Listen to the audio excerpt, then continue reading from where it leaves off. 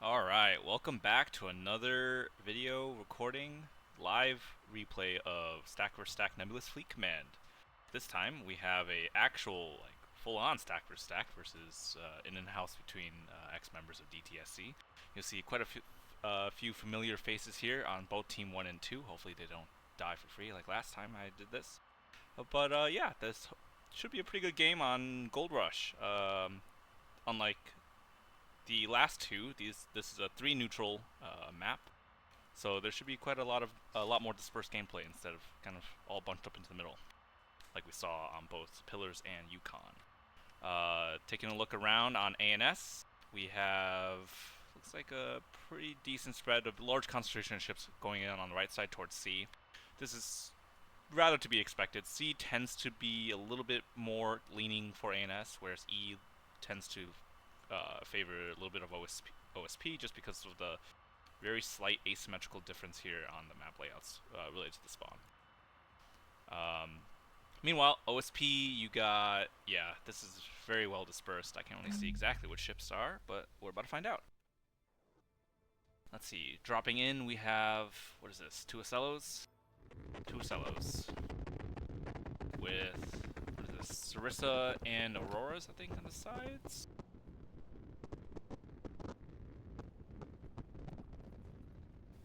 Alright. Chimera Connoisseur, yep, two pretty well-built Ocellos, yep. You got all the tools you need. You got Sarissas for support, floodlights for the anti-jam, Auroras for the hard kill PD net, and I think this even comes with a blackjack, and the other one has a interrupt. So this thing's got Omni soft kill. Very good. Iris, we got a container liner. Not much else needs to be said about that. Prone is running dual 450 liners. Wait, no, C56s. These are 250 liners with a bunch of cappers, and then Solus 450 liners with a bunch of cappers. Bell in the dual axers. Blue Burl running triple Vox, and then Heimar's running Beam DD Cap Fleet, and Chirimi running S2H Yub. Does this have a bottom beam? No, it does not. Alright. So basically, two all-in Yub fleets on either side, and two, well, I guess it's more like two frontline for ANS and three frontline, three-ish frontline for OSP, so we'll see how they play this one out. Typically, this is one of those maps where, you know, in previous matches I've always said you don't want to charge caps just straight onto the point, because they're going to be denied. However, Goldrush is one of those maps where you can, if you're fast enough, that it might be a worthwhile gamble to get caps onto either of the neutrals, because the main heavy Captain Eye assets can't really get there fast enough. Just taking a look here. I guess the Captain Eye assets in this case are just going to be a bunch of missiles being flung around. So we have S2H coming in for the decap, but these already capped. So these, even if these connect, it's already... Did he just range out? No. The enemy secured oh, boxer. Doesn't get wake valved? These aren't even... Oh man, they're not even wake valved. If those were wake valved, that would have hit. The engines were on, and they had aspect. Let's take a look what's happening on E here. Yeah, see, look, the engines are on. They would have hit this shuttle if you just had wake valve. What's going on? I've been seeing a lot of these. I don't know why there is wake instead of val. A little strange. That would have been a Dutch shuttle. But the reason why you could get away with this is because, yeah, the heavy Captain Eye assets of like a 450 liners or beam DDs or even voxels is harder to get to the center points than other maps. Like, this beam DD has been burning since game start, and the shuttles are already halfway done capping E. And very likely we'll take E here. Another reason is that A cap here is very well shielded from beam DDs peeking out the hole. There's a particular angle here which Prone is doing a very good job at. That normally you have a beam DD in this hole. This angle right here, maybe a little bit ish down, would be occluded from that beam DD, and allowing you a very easy A cap. C point naturally will go to ANS just because it's closer, but also since of how much distance you had to travel to see liners. Like this liner's also been burning and just barely is in range now to engage C. We'll see if they manage to successfully deny it here. It is a lot of gunfire, but at this range you could dodge a lot of the fire, like you can see here. Very job from HIMARS here, kicking on the reverse thrusters, doing a lot of acceleration backwards, throwing off the lead calculation of these shells. So yeah, I think this this cap should flip to ANS. Meanwhile, just taking a look, yeah, these missiles aren't going to connect. And this spinner is still mostly fine. The front thrusters are even still alive. And more importantly, these voxels are also getting into position, ready to jump this lone 250 liner. Triple voxels like this are going to pump an absolute metric ton of DPS into squishy targets like this liner, and typically around 3 to 4 minutes of fire, and the liner is very dead.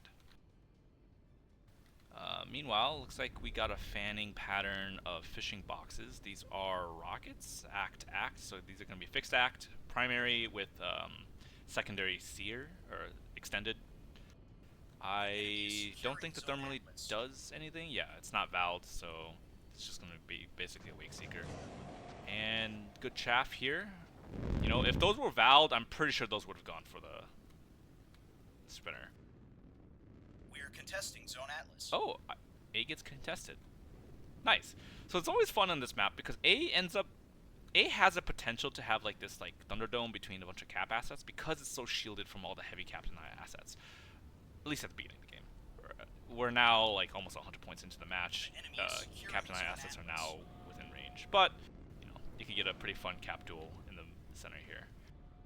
With the two shuttles going down here, this is actually a really nice location for the beam DD, if a little bit risky, because I mean, if the cellos just push up like another 1 kilometer, they'll probably get eyes on this thing.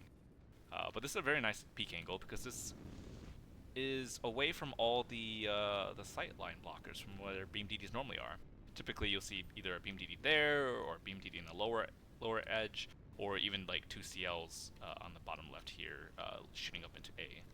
But this is a very clever spot. All right. So C got flipped, spinner dies. Liner is backing up, probably because they saw triple CLs here, and what is tracking this is this one halberd, which the voxels are struggling to deal with. It's not H burning, it is RTB'd, but even at this range, the G's just completely throw off the lead algorithm. Really unfortunate. Ideally, HIMARS brings the beam DD to bear to kill this thing, just to zap it out of the sky. But I don't see, with the voxels here, I don't see C being flipped anytime soon, unless there's a significant misplay. Alright. So, 2 Acellos on the right side, in open space. Not a bad place to be. Acellos can dodge a 450 from Axfords for a very long time, and vice versa. However, the one risk here is that there's a bunch of these beam DDs, which I believe are in range. Yeah, about 5.5 kilometers. Although this one's tracked. Oh my gosh, is it gonna get... Why are these bombs? I can't believe those hit. Why are you fishing with bombs? Those aren't... This should have been rockets. Oh man.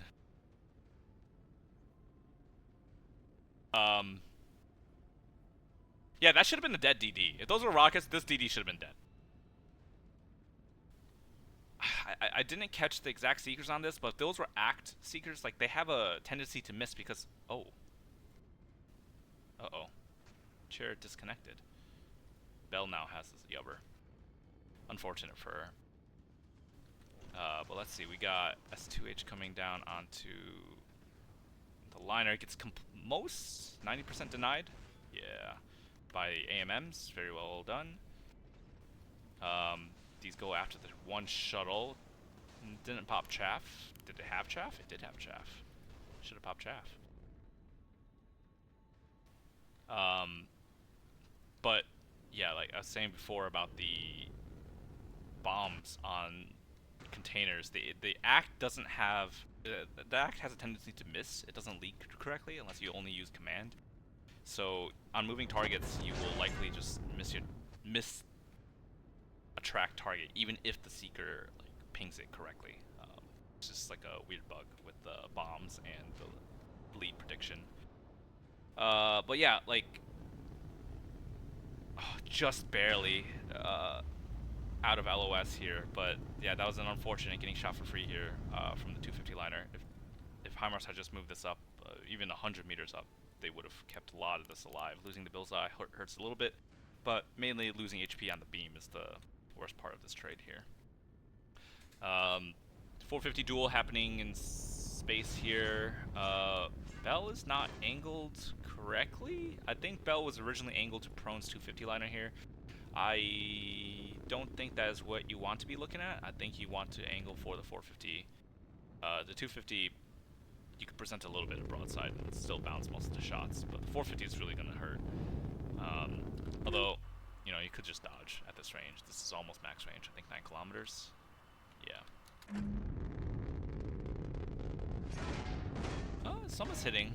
Are these Raider whip? Yeah, this should be in dodge territory.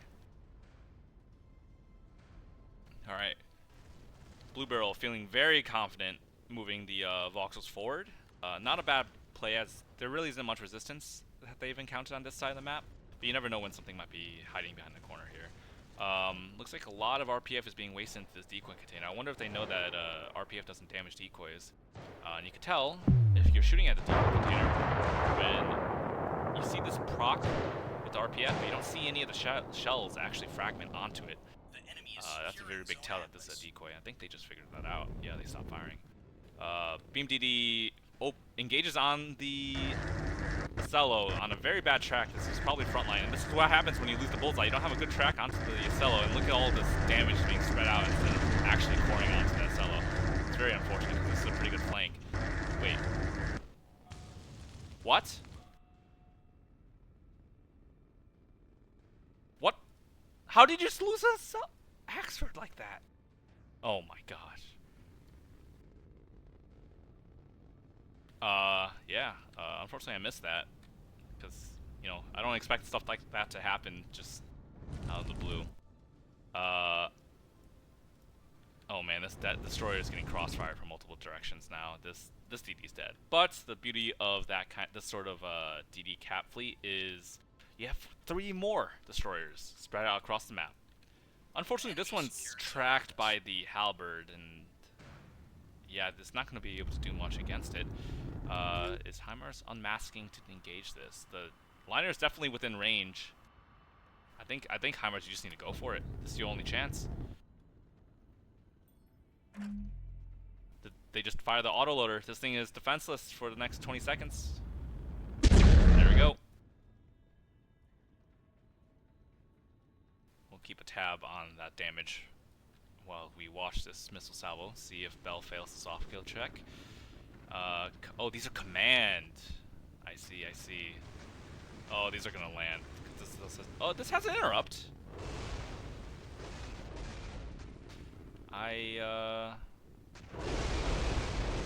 Oh boy.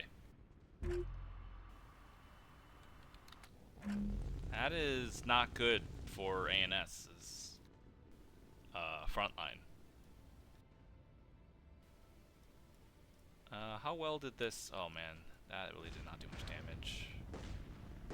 2 rapids dead. Let's see if the voxels manage to suppress... These are command act therm. I think these are gonna land. Yeah. You have an interrupt in this fleet, don't you? Yes. Yes, just turn it on. Turn it on, please. Please! Oh, that's 2 voxels that died to this. What? I'm disappointed.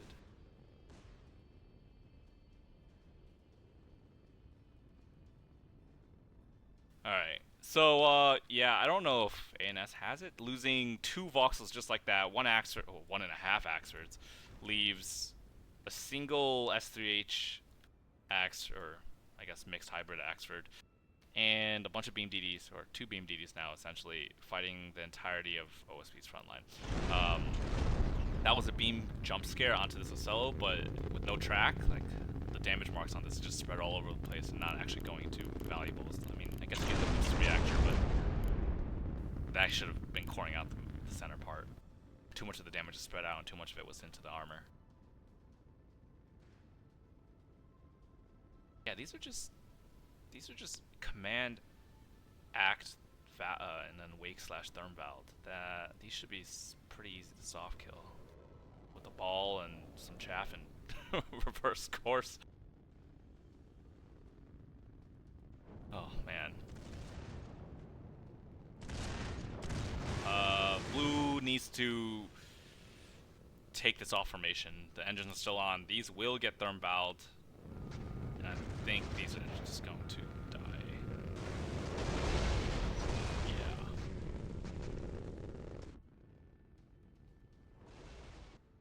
Yeah. Oof. 3K wipes just like that.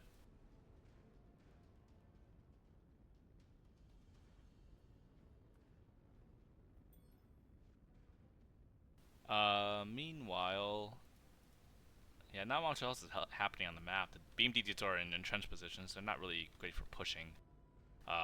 That's what your frontline fleets are for, but, you know, ANS's frontline is dead. I feel like this is deja vu from the Pillars match. Alright, so HIMARS has 2 pristine beam DDs and 1 beam DD with its beam at 14% health. This thing is tracked. This halberd is going to be seeing it the entire time. Looks like 2 short stops are going for this beam DD. Let's see. Did they catch it? I think it might be out of arc. Unless the wake. Might be out of aspect. I think it is out of aspect here. Yeah. They might find the spinner though. No? Yeah, they find the spinner. Oh, that's very funny. Unfortunate. Spinner had chaff too, didn't it? Yes, it did. But, you know, you put this on manual decoy, so the enemy can't just fish and find you in the backline by looking at chaff boxes, but when you put it on manual decoy, it also means you have to pay attention.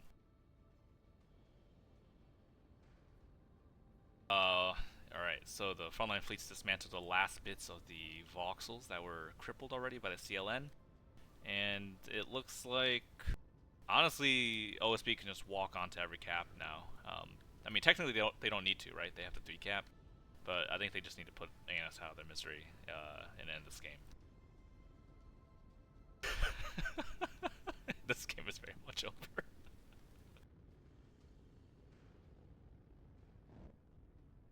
Where are these paths? S3H going. Oh, that's a very sharp dog leg there. Oh man, these are path. These are very expensive missiles. Path onto A. I feel like they're path to engage the capitals, but I don't know if Bell knows that there's 2 shuttles here that might trigger it, or maybe even the dead shuttles here. I guess we're about to find out.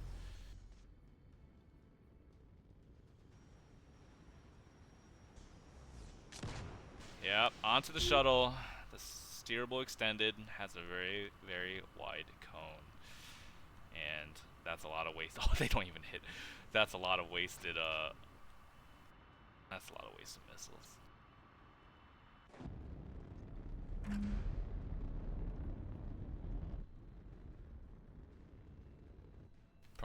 Prone over here, kiting this beam DD.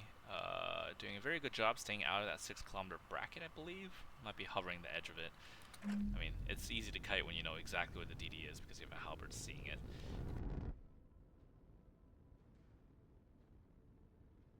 Their engines are all burned out though. Probably should take this off flank.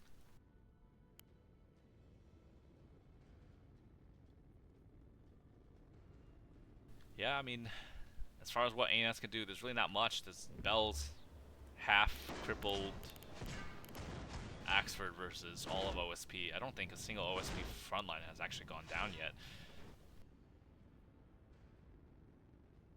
is the most damaged capital ship on OSP, and it still has 2 restores. I guess it could repair the drive, but so that's all its guns. But yeah, I think ANS is calling it here.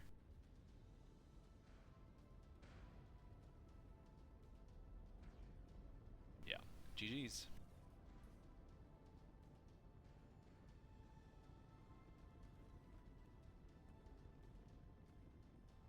Alright, let's take a look at the after action report here and see. I'm gonna expect a lot of damage on the CLN. 60,000, yep. On boxes that were just command act, wake. And the other ones are command act, thermal.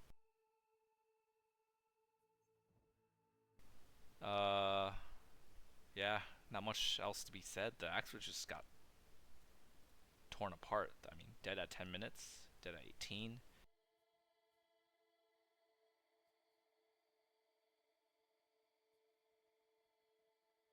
Yeah, not much else to say, but at least we got a game. Let's see what they do for the next one, though.